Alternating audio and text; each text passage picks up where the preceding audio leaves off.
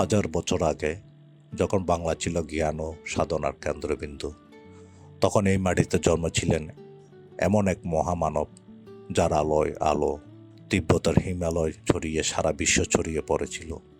তিনি অতীশ দীপঙ্কর শ্রীজ্ঞান, বাংলার গর্ব, ভারতের প্রজ্ঞা এবং তিব্বতের দ্বিতীয় বুদ্ধ।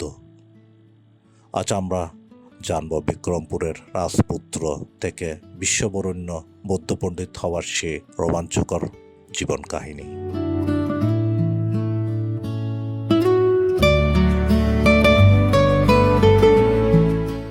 ঢাকার বিক্রমপুরে বস্ত্রযোগিনী গ্রামে এক রাজ পরিবারে তার জন্ম হয়।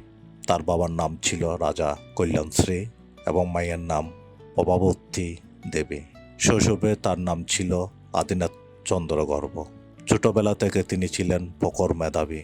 প্রচলিত আছে যে মাত্র 10 বছর বয়সে তিনি শাস্ত্রীয় বিদ্যার পারদর্শী হয়ে ওঠেন। রাজসুখ তাকে টানেননি। 19 বছর বয়সে তিনি উদন্তপুরী বিহারের শিলরক্ষিতের কাছে দীক্ষা নেন এবং নাম ধারণ করেন দীপঙ্কর শ্রীজ্ঞান।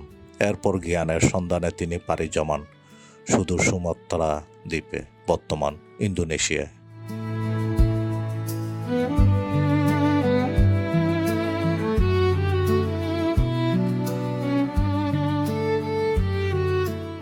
সেখানে গুরু ধর্মপালের কাছে দীর্ঘ 12 বছর বৌদ্ধ ধর্ম, গুরু রহস্য ও দর্শন শিক্ষা করেন। ভারতবর্ষে ফিরে তিনি বিক্রমশিলা মহাবিহারে প্রথম আচার্য নিযুক্ত হন। তার পণ্ডিত্য দেখে তৎকালীন পাল সম্রাট নয়পাল তাকে অত্যন্ত শ্রদ্ধা করতেন। সেখানে তিনি একাধারে শিক্ষক, লেখক এবং দার্শনিক হিসাবে খ্যাতি অর্জন করেন।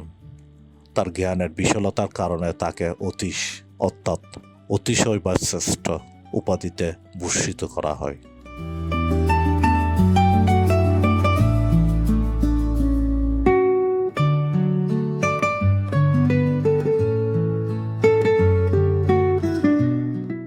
তৎকালীন তিব্বতে বৌদ্ধ ধর্ম বিকৃত হয়ে পড়েছিল।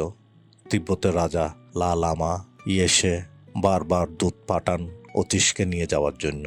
প্রথমে রাজি না হলেও তিব্বতীয়দের অনুরোধে এবং ধর্মের পুনর্জাগরণের লক্ষ্যে 60 বছর বয়সে তিনি হিমালয়ের দুর্গম পথ পাড়ি দিয়ে তিব্বতে পৌঁছান।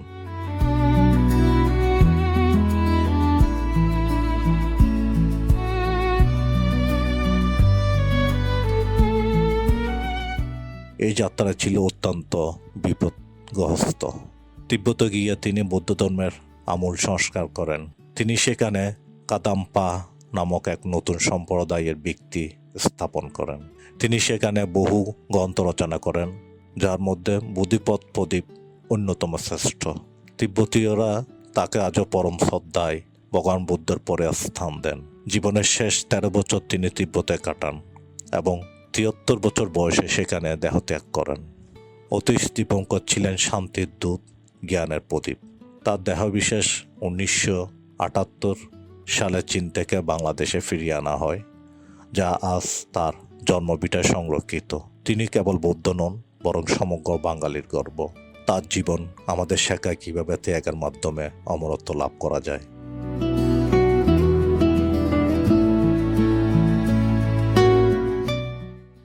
ভিডিওটি ভালো লাগলে লাইক দিন এবং আমাদের ইতিহাস ও ঐতিহ্য আরও কাহিনী জানতে চ্যানেলটি সাবস্ক্রাইব করুন।